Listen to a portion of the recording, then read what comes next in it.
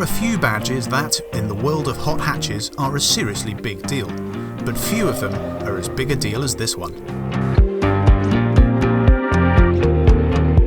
It's 20 years since the first Type R badge graced Honda's Civic, transforming it from a sensible runabout to a snarling high-performance monster.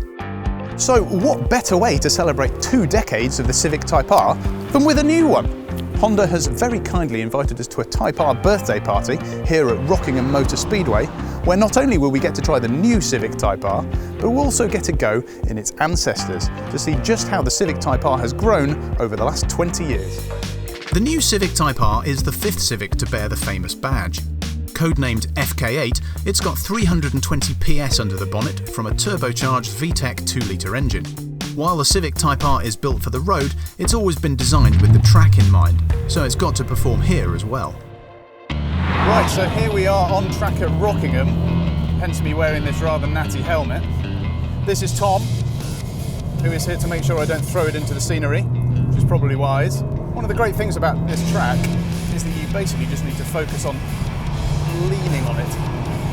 My word, can you lean on it? This is an entirely stock car on normal road tyres, but it grips so much around the corners.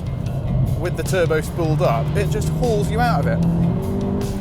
It was always going to be an interesting choice from Honda that they decided to stick with front-wheel drive for this car, despite more than 300 PS, when a lot of the rival hot hatches have gone with four-wheel drive, but based on my experience so far, it's absolutely fine. There is a little bit of scrabbling in second gear. If you go flat out of the corner in second. I would imagine it, does it torque steer a bit? Does it want to pull it out wide? A fraction, nowhere near as much as I feared it might. Yeah, you do wonder if they had decided to go four-wheel drive, what the difference would be like. Obviously there you get that traction coming out the corner, but then what would be the It's what you'd lose, I think, is the turn in. I think you'd get that bit of push understeer you get there with not being four-wheel drive. I feel like you'd get more understeer, like here, mid-corner. Well, that was a lot of fun. It's got proper handling. I mean, proper handling. So often road cars on a track can feel a bit soggy. This doesn't. Well, I've enjoyed my time in the new Civic Type R, but don't take my word for it. Take the word of somebody who drives these things for a living. This is 3-time British Touring Car Champion, Matt Neal. Hello, Matt.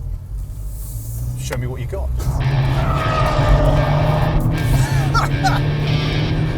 It's like they've taken the FK2, looked at any possible point where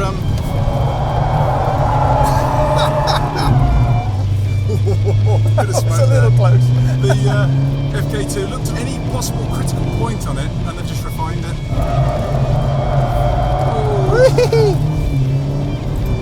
I say a car like this makes you look a genius.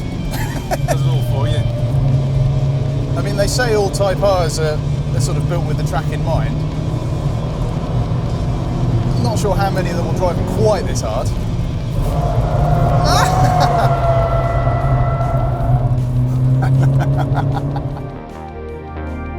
So that's the new Civic Type R. But how did we get here? This is the very first Civic Type R from 1997. Codenamed the EK9, it was never actually sold in the UK, which makes it rare as anything these days, but this is where it all began. Honda took a 3-door Civic, stripped out all the heavy sound deadening, and plopped in a 185 PS 1.6-litre engine, as well as a limited slip differential for better handling. Boom, instant classic. Sadly, we can't drive this one because it belongs to a private owner. This one, however, we are allowed to drive, although not on track, which is probably for the best. This is the second Civic Type R, and not only was it sold in the UK, it was built here too at Honda's Swindon factory. Codenamed the EP3, it launched in 2001 with 200 PS, which back then was a heck of a lot. For many, this was their first window into the cult of Type R. So here we go in a car that changed the game for UK performance hatchbacks, winner of multiple Hot Hatch of the Year awards. And what a difference from the new one. For a start, the interior is a world away. In some ways, 2001 doesn't seem that long ago, but I feel like I'm sitting in a van. The seating position is so upright. The gear stick is mounted in the middle of the dashboard. The steering wheel doesn't adjust for reach. But this thing is such a giggle. It's got noticeably less power than the new car. It's not as frantic, not as savage. But that engine, red line's at 9,000 and it just sings. Well, the steering feels a little bit vaguer than maybe I expected, but it does handle nice and sweetly. The obvious difference, of course, to the newer cars is that this is not a turbocharged engine, this is naturally aspirated. And in many ways, that's a good thing, because once you get above a certain rev range, it's super quick to respond. You can push on quite a bit, go well into 5th gear, and you're not smashing the speed limit, which is always a concern with the newer cars, which have so much power. This is a lot more usable. By 2006, Honda decided it was time for a new Type R to head up the very different looking Civic range. This, the FN2, was it. It got a different, less advanced suspension setup than the previous version, and early models didn't get a limited slip differential. It received less positive reviews than its predecessor when it was released. But how does it hold up a decade later? Right, so we're fast forwarding another few years, and what a difference. This is a lot more grown up, this car. It feels a lot more grown up. The seats are super comfy, although properly supportive. I've got a crazy 2-level dash that in 2006 was considered quite futuristic.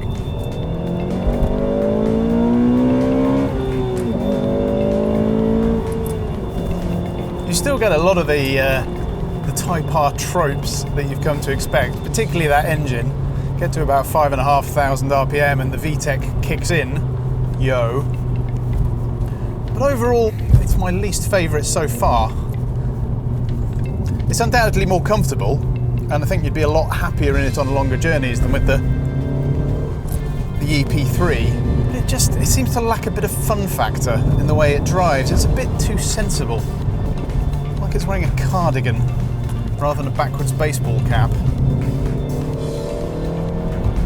Still handles well, but it doesn't have the sort of the sharpness that the other cars have. It doesn't make you feel quite so excited. We're almost back in the present day now. This is the 4th Civic Type R, and frankly it only seems 5 minutes since it arrived.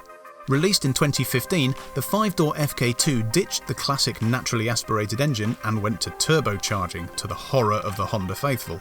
But it had more power and much more torque, making it, on paper at least, a bit of a wild man. This was the start of the new era. It's only 2 years since this car came out, and it represented a big step up from the previous one. And it's a bit of an animal. There is a lot of power, but it feels barely contained.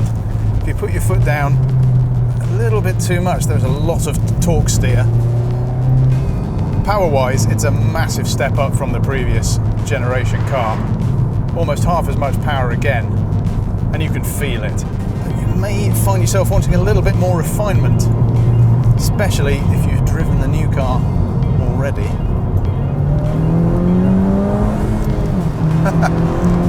Taking the engine up to 9,000 RPM is still a lot of fun, but in anything higher than 2nd gear, you can wave goodbye to your license.